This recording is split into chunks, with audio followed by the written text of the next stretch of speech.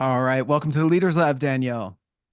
Thanks for having me. I'm excited to be on the Leaders Lab podcast. Yeah, you've had such a unique background and I'd love to hear more about it. I got to get caught up a little bit through your podcast and your website, but can you talk us through? I know now you're an author, you're a coach, you do all these things, but I know life started with you from a professional standpoint in more of a corporate setting, yeah?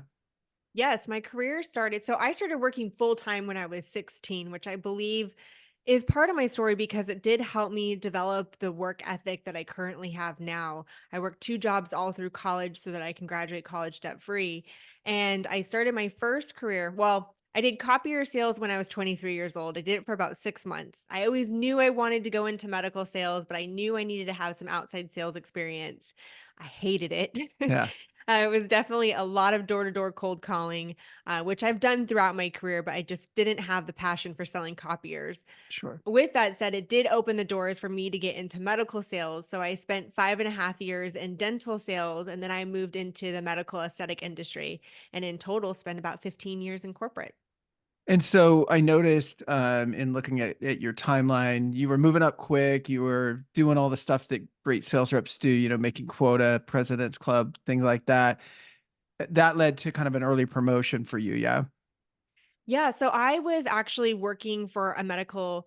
I have never been in a position where I was looking for a job. I was working for dental sales for 5.5 years. And in the 5.5 years that I was there, I had earned four consecutive president's clubs.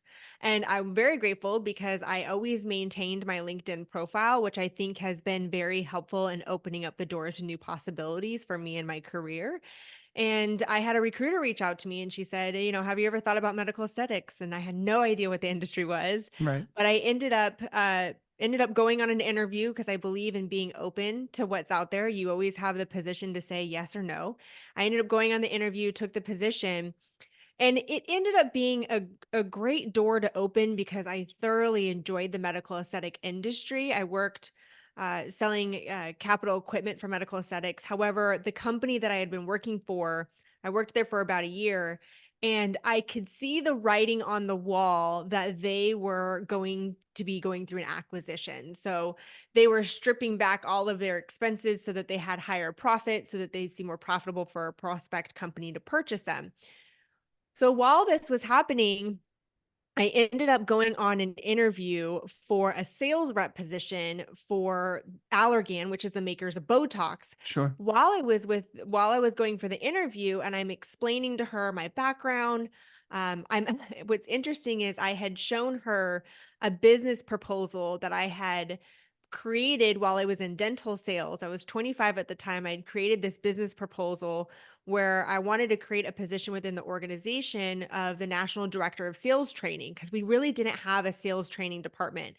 And I remember my first taste of sales training and how it shifted my perspective. And I saw my sales started to skyrocket after that training. And I said, wow, I see the benefits of this. I really believe that we should have sales training in the organization. So I created this business proposal when I was in dental sales. It included everything from market research for the growing salary, how the commission structure was going to be structured, all the roles and the responsibilities, all tied back to how quickly and could I get some of these new hires onboarded, as well as the continuous development of the team across the nation. You're giving So, that to the interviewer in a sales rep interview, right? yeah, It was so an individual contributor role. I created this business proposal when I was in Sure. dental sales when I was Sure. 25. When I was interviewing, I was 30 years old when I was interviewing for this individual contributor role, and I'm showing her this business proposal Right. and I'm just kind of explaining like what I had created, and she looked at me and she says, "Okay, I have a question for you." She says, "There is a management position open. Would you consider applying for it?" And I'm thinking in my head, I cannot believe that she is asking me this question. I was 30 years old. I had no direct management experience. I am an outsider from another company. I'm not being promoted within the organization. So I was really surprised that that was the question that was being asked. And of course, I said yes, because I knew that that was a trajectory that I wanted to go with in my career.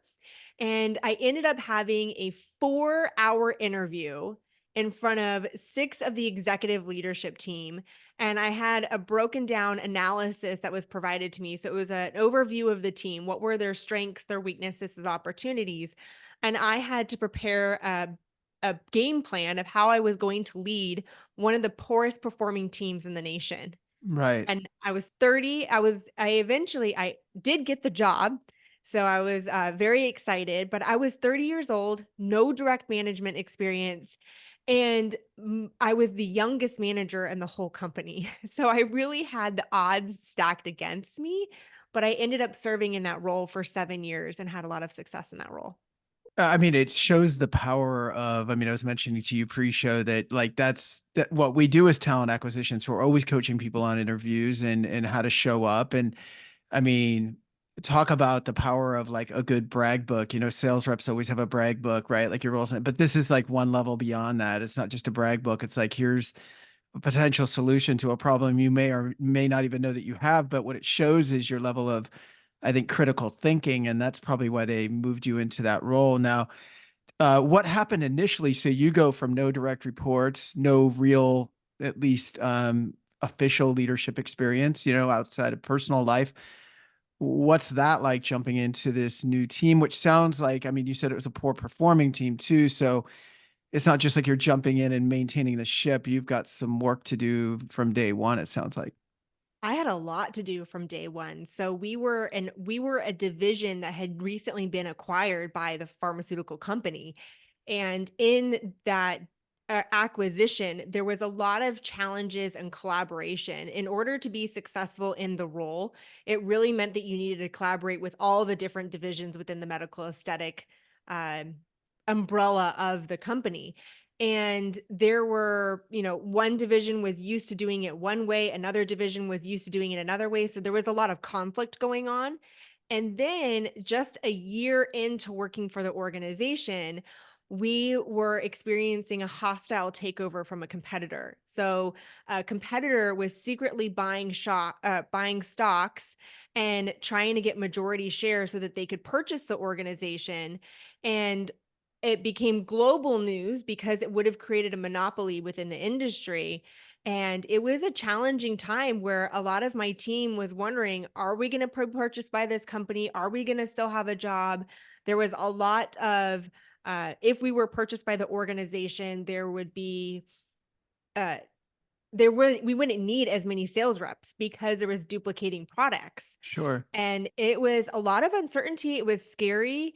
And what ended up happening while we were going through this attempted, because they ended up not purchasing us, we ended up winning it in court, is we went through restructuring, we went through downsizing. So one day while I'm in a meeting with one of my sales reps, we're meeting with a customer. I get a text message from my boss and it says, "Hey, can you please answer the phone right now?" And I responded back. I was like, "Yes, I'm in a meeting with a customer. Can I call you as soon as I'm done?" And he goes, "Nope, step outside right now." I'm like, "Oh, what's going on here?" Official. Yeah. Wow. Okay. What's the emergency that I need to step outside? My immediate thought is like, is everybody okay? Sure. And I call him and the only thing he says is, "You have a job, but don't answer your phone today." Wow. That's it. That's pretty cryptic. Yeah. There's a lot to interpret in Yeah. that short conversation. So I go back into the meeting with the customer and I step outside. My phone is buzzing nonstop while I'm in the meeting. The rep and I step outside. We get into our car, and every time that I'm done with a co-travel and we're meeting with a customer, the rep and I kind of recap the conversation in the meeting. What went well? What did not go well? What will we do differently so that we're constantly improving and ensuring that we're delivering exceptional customer service and that we're moving the needle in the business in a positive direction? And I remember, her phone kept on ringing and she's like, "Can I answer this?" And I was like, "Yeah, answer it." It was one of the girls from our team. And I hear on the other line, "I just got let go." And that's your direct report. It was my direct report. I ended up losing 4 out of the 8 people on my team in one day. I had no idea what was happening. That was the only thing I knew was, "You have a job, don't answer the phone." Right. Gratefully, the person that I was with was not let go. Could you imagine how awkward that would have Yeah, been? fun ride back to the office, right? Yeah, Jeez. absolutely, and we had an hour drive together, so and it was really difficult too because I was told not to answer the phone, but I couldn't disclose that to my rep at the time. So here my rep is thinking, well, why aren't you answering the phone? And then they're all calling her. My team's getting frustrated because I'm not answering the phone. They're all getting laid off. They don't know what's going on. I don't know what's going on. It was a mess. Wow. And And so what did you I mean, I'm curious a couple of things, first of all. So it sounds like in the year or so that you had in that role prior, that it did gel pretty well, it sounds like. I mean, just from the way things that you're telling me about your leadership, did the team take to you pretty well? And I mean, did you build a pretty good foundation up until this point where the wrecking ball came through?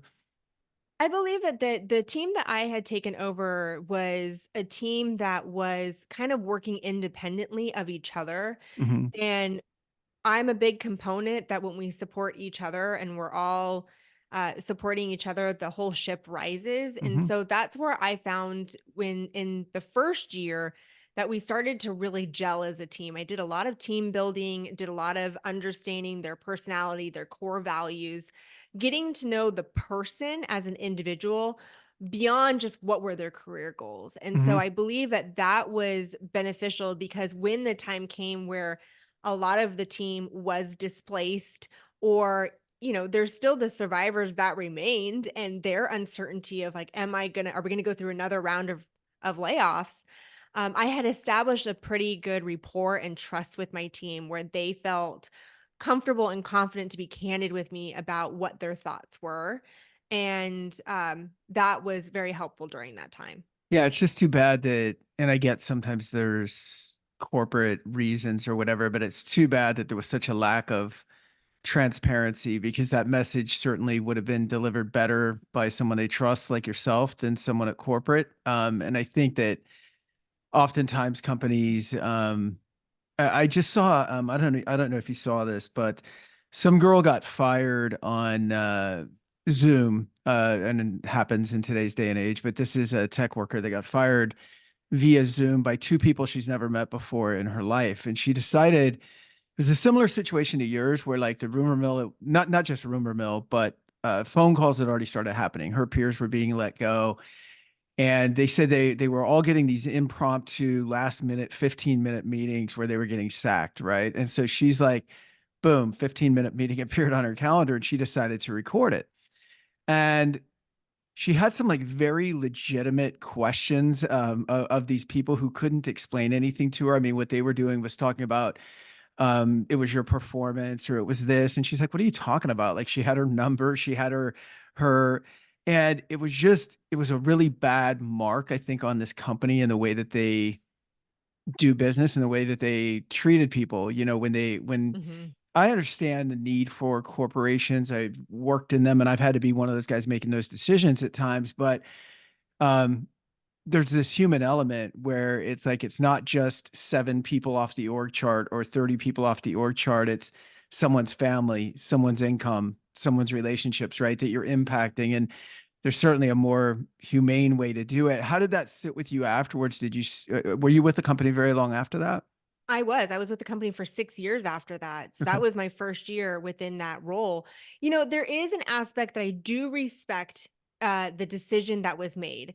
Right. One of them being the reason why the managers were not the ones making the call was, and this is something that my VP of sales says, is he says, if I'm the one that's responsible for making the decision on who is being laid off, then I should be the one responsible for making the call. And Right. so my VP of sales is the one that actually individually with HR called every single person that was Okay. displaced that day. So I respect my VP for that Yeah, decision, and I that think that was he made the great. right decision. Mhm.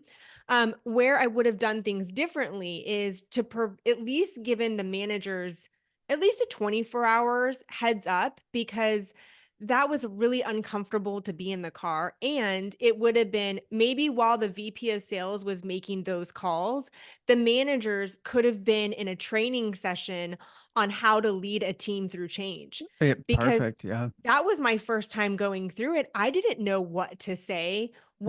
what not to say. So I believe that anytime that an organization is going to go through change, it's really important that the organization provides the managers with the tools and the resources to navigate through those conversations. Whether they're part of the conversation of letting somebody go or not, they're still in the aftermath and they still need to find a way to support those that have been laid off and support those that still remain. Totally. Because you've also got to find a way to take a team who's going through uncertainty and they're wondering if they're going to have a job, and they've got remorse. They're in one way, they're grateful they have a job, but in another way, they have remorse because they feel bad that their coworkers were the ones that were laid off. And Sure. so, how do you bring a team back together after that? That is a lot when I'm working with organizations. That's what I teach the managers how to do because that was not taught to me. I Right. was very young, didn't have management experience, and there was decisions that I made that were good, and then there's decisions I look back and go, "Wow, if I know what I know now, I would have done things a lot differently." I think that's I where a lot of coaches come from is like, I wish I would have had this advice, right? And is that what led you to eventually breaking out on your own? Were you like, hey, I think I've got some knowledge that I can share with people that are coming up through the ranks? I mean, was that Yeah. idea kind of brewing with you for a while? No, so I had no intention of starting a business. Yeah. When I ended up leaving, so when this company eventually got acquired by another organization, I mean, we had been acquired multiple times and we had acquired multiple companies in my 7 years that I was there. The most recent time that I got acquired, it became a very toxic work environment. So I ended up leaving the organization. And at that moment, I was like, wow, for the first time, I am looking for a job it's been 2 decades since I've looked for a job. I really should be focusing on what is my brand presence and how do I want to be showing up so that when recruiters are looking for top talent, that they're reaching out to me based off of what I am putting out there. And so I started to post on LinkedIn and I started to share insights on leadership. I started to share insights on leading teams through change, how to be successful in an interview.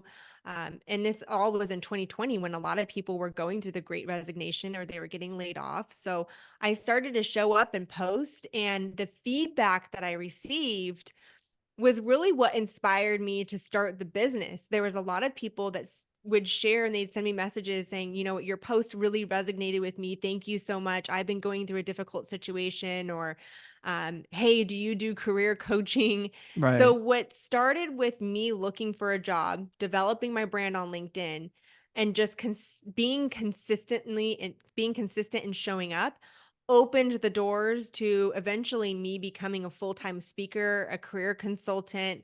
I've now written a book. I now have a podcast, Unstoppable Grit podcast. So it's opened up all these doors just from showing up on LinkedIn and sharing some of my wisdom. That's amazing. We're big on LinkedIn, obviously, being in the business that we're in, but I can't stress it enough for anybody looking for a job now. I would say I'm making up a stat, but it's going to be close. I would say about 95% of the people that we place, we find on LinkedIn. It's very rare that we go to Yep. job boards anymore, maybe a little bit on Indeed here and there. I would say it's either Indeed or, I mean, I'm sorry, it's either LinkedIn or referrals from people, that we've placed before.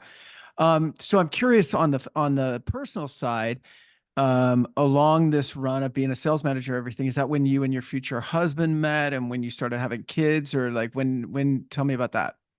Yeah, so my husband and I met, well, we had known each other for several years, but we got married right before I took that position as a manager. So we got Okay. married when I was 30 years old. And then a couple months after we got married is when I stepped into this position. But what was interesting was my husband initially, so he had just graduated from his MBA. He had launched a successful business. And right before we got married, he's like, I've really been thinking about joining the military. And I was like, absolutely, I'll support you. Yeah. Not knowing what the life I was going to I literally be. thought when you said absolutely, I thought the next word was going to be not. Yeah. Absolutely not. But Yeah. no, absolutely. You were supportive. Well, That's cool. well, in the beginning it was. My Yeah. husband has his father was an immigrant from Cuba and came over on the Peter Pan freedom flights and lived in an orphanage between 11 and 13 until he was able until his family was able to come over. He ended up becoming a very prominent, well-known general surgeon in the California area. So my husband had this desire to give back to the country that had opened up so many doors to his family. And I at first said, "Yes, absolutely, I'll support you." And then he put the ring on. Yeah. And then all of a sudden I was like, "Nope. I now have my dream job. I have just purchased my own house," which in California, to be owning your own house before the age of 30 was an accomplishment. And I was just like, "No, I don't want to be moving around. I've worked so hard to get to where I'm at." So I'm like, "If you don't want to get married, I understand. I'm the one that's changing the dynamics here." And he's like, "Nope, let's get married." Well, 8 months later, he's unhappy, he's miserable, he's not happy doing what he's doing. I said, "You know what? Don't let my fears stop you from pursuing what you wanna do. Sure. Why don't we join the reserves, and that way you don't have to move?" Right. And clearly, I live in Florida now, so that did Yeah. not end up panning out. Yeah. So at 32 years old, the last year that he can join the military, he joined. He went to basic training, officer candidate school, missed our 1-year anniversary. I think within the first 3 months, I only had 3 phone calls with him. So I was alone on my anniversary, but that's just part of the military life. And then he comes back and then he gets accepted into aviation school. So he's a Black Hawk pilot, and that meant moving. So of course, my initial plan of let's be a reservist, we won't have to Yeah. move. I was very fortunate that the organization that I worked for, we had just gone through all of this restructuring. So it was right around the same time. And the VP of sales is a former military. And he said, "You know what? Why don't you live in Alabama with your husband while he goes to flight school? And you can commute to Florida, Georgia, South Carolina, and North Carolina." So every Monday I would fly out. I'd come home every Thursday. I was on the road 250 nights in 1 year. I've been there. And Yeah. That's yeah. nuts. Yeah, that sense of accomplishment when you get Diamond Delta, you, like, wear Yeah. that badge with pride. I don't wear it with pride anymore. Yeah. But yeah, so that's kind of the journey of what led me to moving to the Southeast and him joining the military and where I'm at When were now. your twins born? So my twins were not born until 2017. So after he finished Black Hawk Aviation School, we were able to relocate to Florida because my position had then been filled in California. So I couldn't go back to California. But there happened to be, I could now technically live in my territory or my region. So we ended up moving to Florida. And a year after we moved here, that's when our twins were born. And so as the twins are growing up, you had some other, we talked about kind of pre-COVID and COVID. I mean, that was a lot happening in your life, and that's when you transitioned, I think, out of corporate. Walk me through that?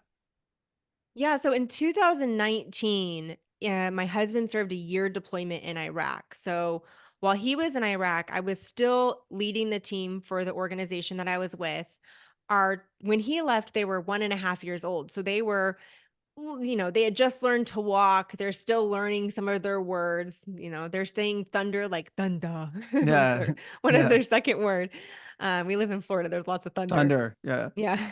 So they were still in cribs. He comes back. They're 2.5 years old. They're in toddler beds. They're formulating full sentences. They're talking back at him. He's not used to Sure. that one. Sure. Throwing temper tantrums at 2.5 years old.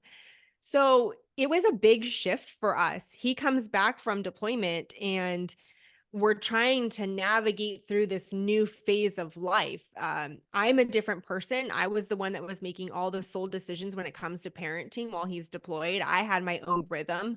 I had learned to be a lot more independent when he was gone. He's coming back from Iraq, so he's seeing war.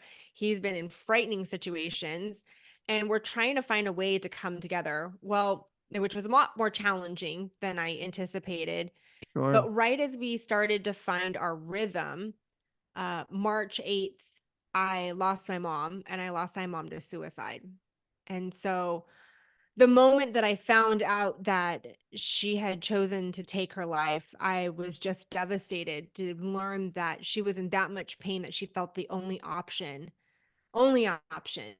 was to end her life. And as I'm trying to cope and heal with what was going on, I lost her March 8th.